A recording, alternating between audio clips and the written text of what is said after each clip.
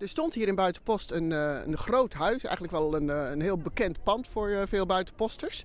En daarin heeft altijd een smidse gezeten. En dat pand is afgebroken, maar wij vonden dat natuurlijk eigenlijk wel jammer. Het is eigenlijk historische grond. Meer dan 100 jaar heeft er een familie gewoond en gewerkt.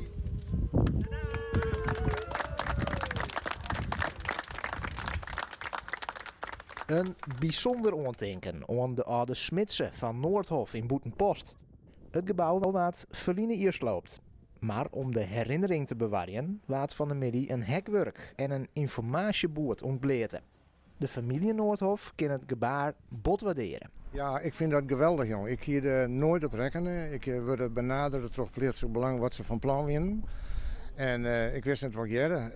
Een aandenken omdat de smederij verdwenen weer en sloop weer. En nou, mooie cadeau kan je op dat moment net krijgen. En dat weer een knecht.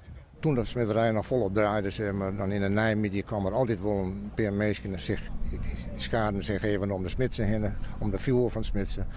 En dan kwam de meest mooiste verhalen kwam naar voren, al of net weer.